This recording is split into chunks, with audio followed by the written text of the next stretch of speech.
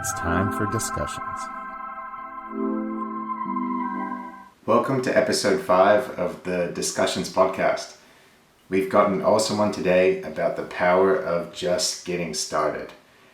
And one of the first exposures I had to this was when a family member or a friend said that before a student takes a gap year, it could benefit them to do a year of uni and invest enough time in that uni degree before they go and do their gap year that they won't want to waste it. They'll want to go and finish that degree when they get back. And this is the concept of putting enough effort into something so that that amount of effort is what motivates you to keep going. I've already done this, so I am motivated to go and do that. And the magic behind this is that, a lot of things we think we're not capable of, we're kind of scared to try, but the first step is something we are comfortable doing. So today we're going to explore how we can use the magic of just getting started to help us achieve the big things in life that we may be a little bit unsure about going after straight away. So the first application of this is when my friend came to me and said he'd seen some information on dropshipping. He liked the idea of starting his own business, but I could just tell he was completely unsure where to start in the e-commerce space. And from how he was talking, I knew he wouldn't go and launch the whole brand, launch the business, get the inventory, etc. So I said, man, all you need to do is to get the ball rolling, go on Shopify, go on Squarespace, go on one of the pre-made e-commerce website builders, and go build a free landing page. Go build the one page of your website that people would go and see.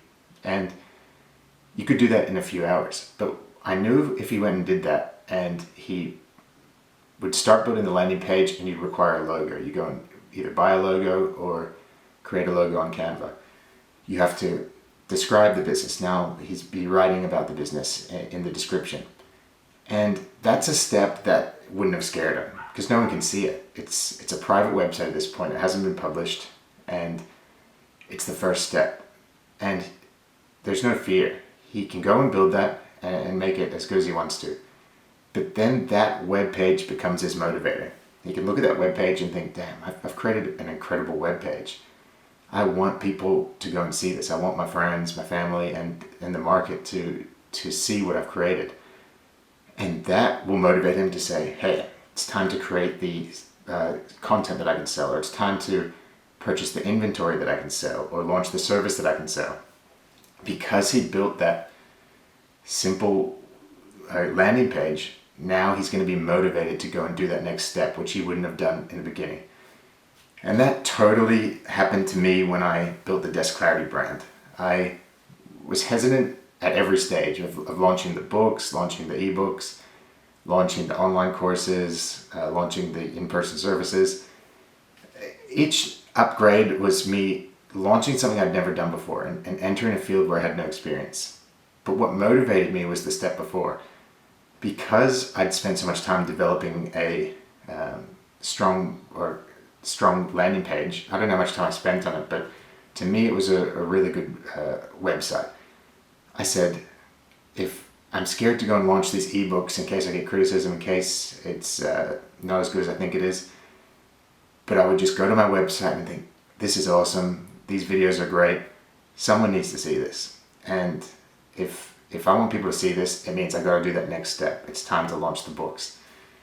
And that's why I really like this rule, the magic of just getting started.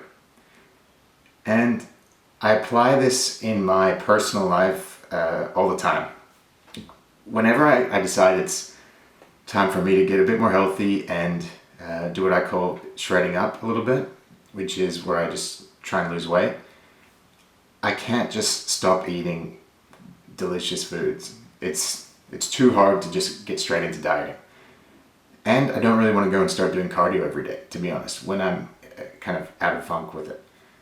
So even the concept of going to do half an hour or an hour of cardio on the stair step or a treadmill, it doesn't make me happy. I don't want to do it. But the starting point that I always have ease with is going to the gym. There's no problem with going to the gym and doing an easy gym session with weights. So I'll give myself 2 or 3 sessions to just get the ball rolling. Go to the gym, do an easy weightlifting session. Now I know that's not going to help me achieve my goal of fat loss, but what it does is it gets me started. Because now I'm thinking, I've put a bunch of effort into lifting these heavy weights, but it's not achieving my goals. So now I'm ready to do a bit of cardio as well. So after the gym session, do 30 minutes of cardio.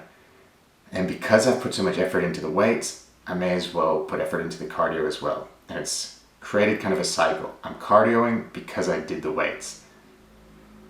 And then after you build that up a little bit, here's the secret. If you do 45 minutes on the stair step or treadmill and it's hard, you won't want to eat bad foods. Your body will be thinking, why did I do 45 minutes of hard cardio just to eat this? You're going to turn that away and you're going to choose to eat something healthier. So to me, it's the circle of losing weight is my personal framework for how I lose weight when I want to. I gym enough that it makes me want to do cardio. I then do cardio enough that it makes me want to eat healthy. And then when I'm eating healthy, I know it's working and I gym even harder and the cycle repeats itself. It's worked for me plenty of times, and feel free to take a variation of that for yourself. And there's plenty of other ways that we can apply this theory of just getting started to our lives. If we want to become readers that read a lot of books, but we have trouble focusing and getting through a chapter, let's just set the goal of 1 page per day. I'm going to read 1 page today and tomorrow, and maybe next week I'll bump it up to 2 pages, 3 pages. Or it might just be 1 page the first day, 2 pages the second day, etc. But by just getting started with something that you do feel comfortable doing, it's going to give you the, motivation to go and read that full chapter at a time, because you've known that for the last 2 weeks you've been building up to it. And it reminds me of this thing I used to use called a key activity tracker. It was the most simple Excel spreadsheet, and it just had a list of things I wanted to do each day, like wake up at 5 a.m., go for a walk, do journaling, read for 30 minutes, etc. 10 things that are kind of hard to do. They're things that I don't always feel like doing, but I knew that I really wanted to do them for my life. So how the key activity tracker works is that for each day you've got a cell, and each column represents the day, and as you go through each day you highlight the cells for the activities that you did. So if I walk that day, I'll highlight the walk box. If I journal that day, I'll highlight the journal box. And it visually shows you what trend you're on, and you'll see what you have been doing and what you haven't been doing. The benefit here is that when I see that I've walked for 5 days in a row, if I don't want to walk on the 6th day, I'll look at that block of 5 cells and I'll say, why did I do 5 days of hard effort if I'm not going to go and do that 6th day? And I'll say, why did I read for 10 days in a row just to give it up now? I wanted this habit. I've done 10 days of hard work. That 10 days is going to inspire me to do that 11th day. So feel free to apply this logic to anything. And that's a visual way to do it. You create a piece of paper or create a little spreadsheet. Mine was printed out and posted on my door, so I could visually see the progress that I'd done after I started, and that inspired me to keep going with it. We're creatures of habit. I can't remember the old expression, but it's like we're just what our repeated habits are. That's what we become. We're just a sum of all of our habits that we do regularly. And we are creatures of habit, and I can't remember the old quote, but it says that all we are the sum of the habits that we live with.